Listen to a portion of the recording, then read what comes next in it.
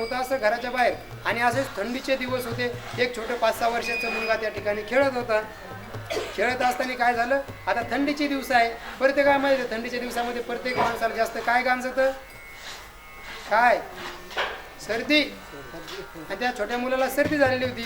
मग त्याच्या दोन्ही नाकातून गंगा जमुना वाहत होत्या, बरोबर आहे की नाही. ते असं भरलेलं होतं, ते खेळत होतं असं, ते डोळ्याला चिपडं वगैरे ते असं जरसं थोडं भरलेलं होतं त्याचं अंग सर्व. आणि ते त्या ठिकाणी खेळत होतं. खेळत असताना त्याचे वडील म्हणजे त्याचे पप्पा, आत्ताच्या भाषेत सांगायचं म्हणजे त्याचे पप्पा बाहेरून आले आणि त्या मुलानं काय केलं, त्याच्या पप्पाला त्याच्या बाबाला आवाज दिला, बाबा मला घ्या. काय म्हणे, बाबा मला घ्या म्हणे. मला घ्या म्हणतात त्या ठिकाणी काय केलं, तो बाप सुद्धा त्याला घेण्यासाठी समोर आला. पण ऐका, त्याला ते त्याचं अंग भरलेलं, त्याचे नाक ते असं भरलेलं, हे सर्व पाहून त्या ठिकाणी ऐका त्या बापानं काय केलं, त्याला झिडकारून लावलं. हे हट म्हणे तिकडे. काय म्हणे, तर हाट म्हणे तिकडे. अरे तू एवढा भरलेला, तू माझं सर्व अंग भरवशील म्हणे. कोण म्हणाला सर, बाप म्हणाला. त्या मुलाला त्यानं झिडकारून लावलं, घेतलं नाही. तो मुलगा तसाच रडत बसला. रडत बसल्याच्या नंतर ऐका, त्याच्या आईनं आवाज त्याचा ऐकला. आई लगे धावत पळत आली. आई म्हणजे कोण, संत. ऐका, बाप म्हणजे कोण, देव. देव डायरेक्ट आपल्याला जवळ घेणार नाही, पण आई आपल्याला कुशीत घेतल्याशिवाय राहणार नाही. ऐका, त्या ठिकाणी त्या आई लगेच धावत पळत आली. त्या मुलाला उचललं, एवढं घाणीनं भरलेलं होतं, पण त्या मुलाला उचललं आणि त्याचा लगेच एक मुका घेतला. काय केलं का, तर ती आई आहे महाराज. तिला लेकरानं घाण केलेली सौख कसा असो, तिला ते प्रिय असतं. एखादा जर किती जरी काळा जर मुलगा असता ना, काळा कलर न ऐका, तर ती आई काय म्हणते माहिती का, 4 चौघ पाय पाय मागाचा राजबिंडा सोबतोय म्हणे. काय म्हणते, पाय मागाचा राजबिंडा सोबतोय म्हणे. आणि राजबिंडा जर ढेकळात टाकला तर दिवसा दिसत नाही महाराज. पण त्याला आई काय म्हणती, राजबिंडा म्हणती. राजबिंडा कसा राजकुमार आहे म्हणती माझा. की आईनं ते मुलगा घेतला, घरात नेला. घरात नेल्यानंतर त्याचे ते कपडे काढले. कपडे काढल्याच्या नंतर त्याला नाणीमध्ये नेलं, आपल्या बाथरूम मध्ये नेलं. स्वच्छ अशी सुंदर अशी आंघोळ घातली. आंघोळ घातल्याच्या नंतर त्याचं टावेलानं अंग पुसलं, त्याला सुंदर कपडे घातले. कपडे घातल्याच्या नंतर त्याचा एवढा सुंदर मेकअप केला, एवढा सुंदर मेकअप केला, एवढा सुंदर मेकअप केला. ते जर त्या मुलाकडे जर आता जर बघितलं तर त्याला एखाद्याची दृष्ट होईल. एवढा सुंदर मेकअप केला. एवढा मेकअप केल्याच्या नंतर त्या ठिकाणी मेकअप केल्याच्या नंतर असं 2 मिनिटं आई त्याच्याकडे बघितलं आणि आईला वाटलं आता जर हे बाहेर खेळायला गेलं, याला कोणीतरी पाहणार, उचलून घेणार, किती भारी आहे कसं तरी म्हणणार, याला दृष्ट होणार. म्हणून ते आईनं त्याचं तोंड असं आपल्या हातामध्ये धरलं, काजळ घेतलं, एक गालाला लावलं, तळ हाताला लावलं, तळ पायाला लावलं. का तर काजळाला दृष्ट होत नाही. होती का तुम्हाला लावलेलं कधी म्हातारीनं लावलेलं? हा ऐका, मग त्या ठिकाणी त्या बाळाला काजळ लावलं. आता ते अंगणामध्ये परत खेळायला गेले. लहान मुलं जास्त घरात बसत नाही, त्यांना खेळ म्हणजे लहानपणी खेळ जास्त आवडतात, म्हणून ते खेळायला गेलं. बाप डबल घराच्या फिरून गावातून फिरून आला. आता ते बापानं पाहिलं, एवढं सुंदर दिसत होतं, एवढं सुंदर दिसत होतं. बाप म्हणे, बाळ्या पिंट्या चल चल चल चल. त्यावेळेस ते पोरगा म्हणले, आता मी येत नसतो. ज्यावेळेस मी येत होतो त्यावेळेस तुम्हाला घेतलं नाही, आणि आता तू मला घेतो, मी तुझ्याकडं येत नाही. म्हणजे आपण डायरेक्ट देवाकडे जाऊ शकत नाही. आपल्याला कोणाकडे जावं लागेल अगोदर, तर अगोदर आपल्याला संताकडे जावं लागेल, आणि मग संताच्या मार्फत आपल्याला सजवून जजून त्या ठिकाणी देवाकडे जावं लागेल. मग देव बळच आपल्याला बोलवेल, अरे ये ये ये. आपण म्हणायचं मी येत नाही का, तर आम्हाला आमच्या आई पशीच सुद्धा त्या ठिकाणी आमची आई जास्त जीव लावते. म्हणजे संत त्या ठिकाणी ऐका, संत त्या ठिकाणी एवढा जीव लावतात, एवढी माया लावतात.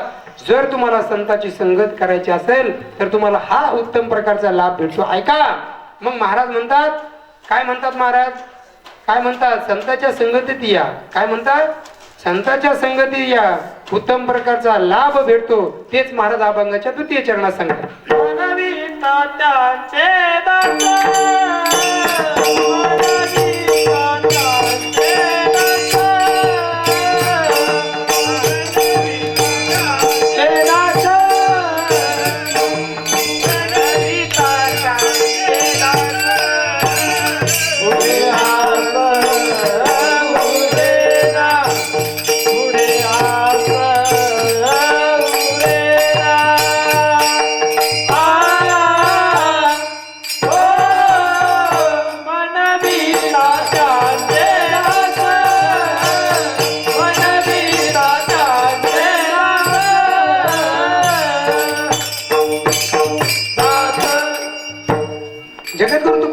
सांगतात म्हणविता त्यांचे दास पुढे आस उरेना झाला आपलं कीर्तन. फक्त 10 मिनिटात आपण या ठिकाणी कीर्तन सोडणार आहोत. ऐका सर्वांनी ताईट बसा, ताईट ताईट असं. हा सर्वांनी ताईट बसा. ऐका 10च मिनिटं आपल्याकडे शिल्लक आहे, फक्त 10 मिनिटं.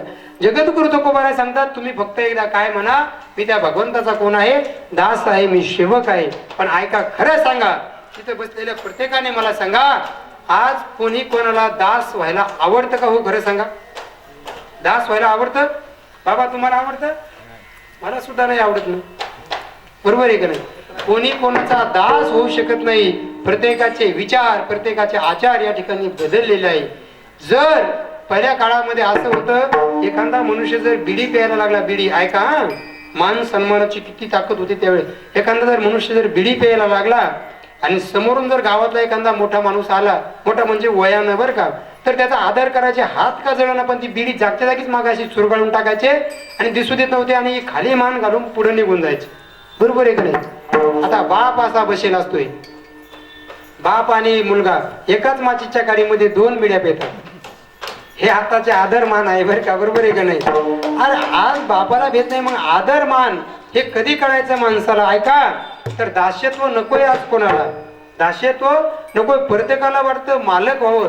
जर एखादा मनुष्य एखाद्या माणसाच्या घरी जर सालाना असेल आणि जर यदा कदाचित एखाद्या वेळेस तो जर मालक त्याला मोठ्या भाषेत जर बोला, ए तू आज हे काम केलं ना, ते म्हणतो लगेच हिशोब, काय म्हणतो तो हिशोब, हे तुझं काम हे तू. आणि जर यदा कदाचित त्याच्याकडे जर पैसे फिरले, ते म्हणतो नंतर देऊन टाकेल, पण आता मी कामावरून चाललो. म्हणजे आज आता सध्या कोणालाही सुद्धा चाकर नकोय, प्रत्येकाला वाटतं मी मालक व्हावं, प्रत्येकाची अपेक्षा आहे मी मालक झालो पाहिजेत. पण ऐका, मालक होण्यासाठी तुम्हाला अगोदर चाकर व्हावं लागेल. चाकराचा मालक होईल, डायरेक्ट मालक होता येणार नाही. जसं तुम्हाला डायरेक्ट देवाकडे जाता येणार नाही, अगोदर संताकडे जावं लागेल, बरोबर आहे का नाही? म्हणून ऐका, दास्यत्व केलं, कोणा केलं दास्यत्व? तर त्या हनुमंतरायाने दास्यत्व केलं. म्हणून त्या ठिकाणी त्या प्रभू रामचंद्र भगवंताचे चरण पाहायला भेटले. दास्यत्व निकट हनुमंती पायी केले, म्हणून देखील रामचरण. त्या भगवंताने त्या हनुमंतरायाने दास्यत्व पत्करलं. म्हणून आज प्रभू रामचंद्र भगवंताचे पायाजवळ, प्रभू रामचंद्राच्या भगवंताच्या चरणाजवळ जर कोणाला जागा असेल तर ती हनुमंतरायाला आहे. आणि हनुमंतरायाच्या हृदयामध्ये ज्यांनी कोणी स्थान निर्माण केलं असेल तर ते कोण आहे?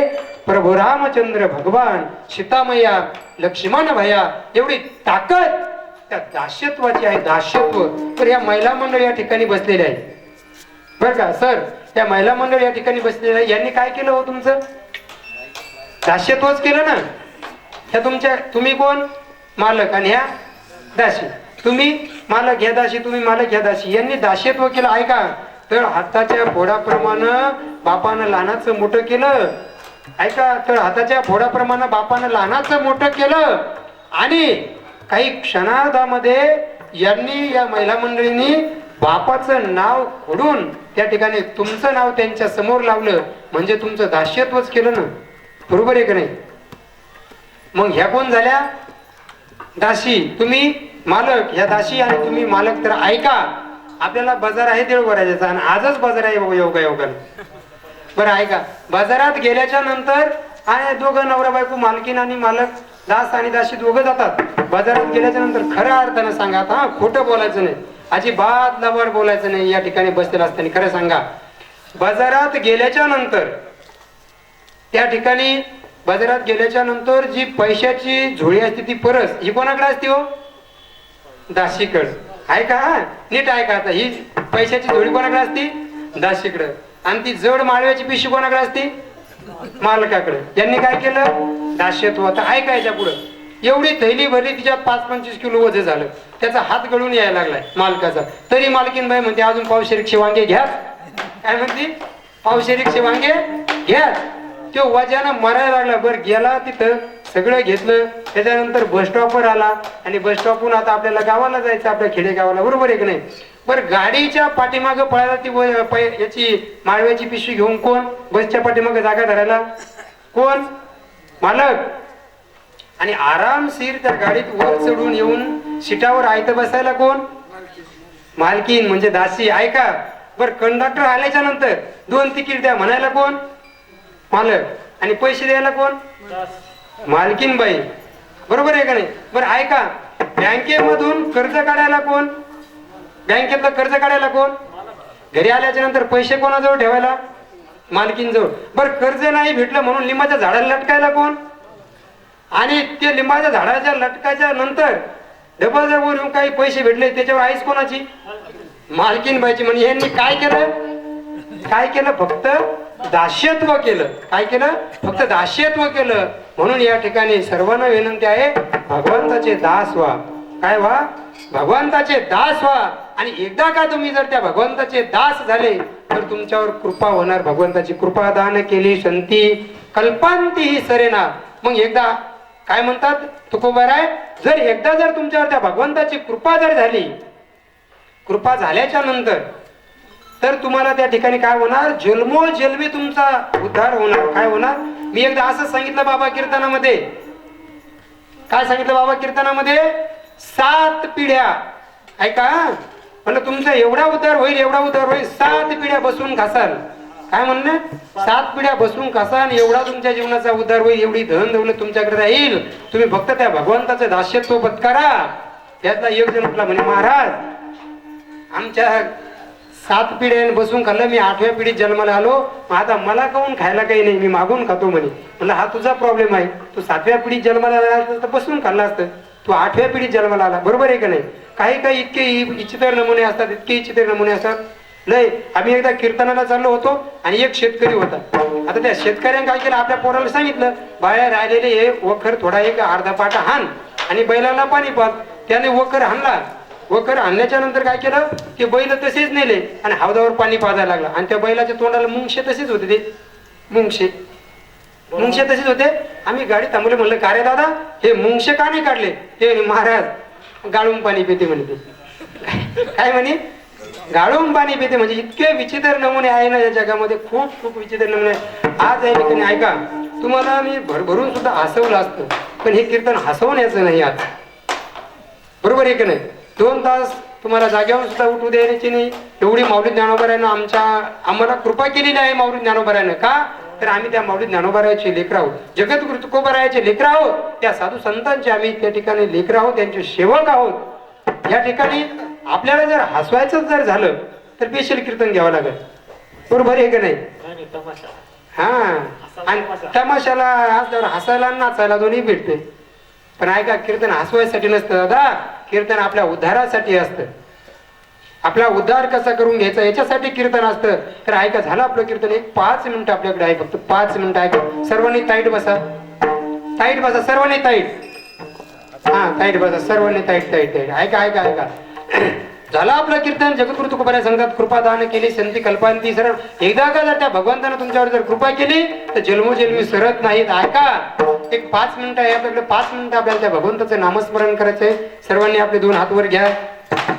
घ्या, ज्यांना ज्यांना हात आहे त्यांनी वर घ्या, ज्यांना हात नाही त्यांनी राहू द्या. आता ज्यांना आहे त्यांनी वर घ्या. ऐका, वर ताईट ताईट. बसलेली बी घ्या, वटेवरची घ्या, घ्या वटेवरची बी वर हात घ्या. घरातले घ्या, दारातले घ्या, सगळेजण घ्या. ऐका ऐका, सूरज महाराज वर हात घ्या, सरळ सरळ सरळ असे. सूरज महाराज एकदा माझं असंच कीर्तन होतं संगमनेरला, बरं का. मग त्या ठिकाणी कीर्तन चालू होतं आणि बरेचसे जण माणसं त्या ठिकाणी बसलेले होते समोर. तुम्ही हातवर राहू द्या माय. ऐका, त्या ठिकाणी एक जण उठला म्हणे, महाराज सगळं करा, गाड्या कीर्तनामध्ये 500 रुपये वाढून घ्या, पण हात वर करायचं नका. ऐका ऐका, घ्या हातवर घ्या, घ्या चांगले ताईट घ्या, ताईट घ्या. घेतले का? हा, तसेच राहू द्या. आता आम्ही एकदा चहा घेऊन येतो.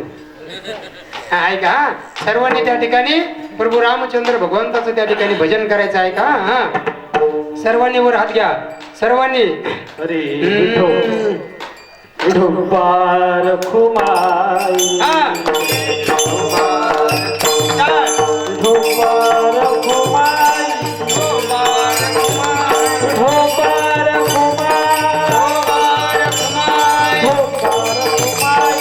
ऐका ऐका ऐका, हा, हात वर राहू द्या. तू ले हरी का नाम विठ्ठल.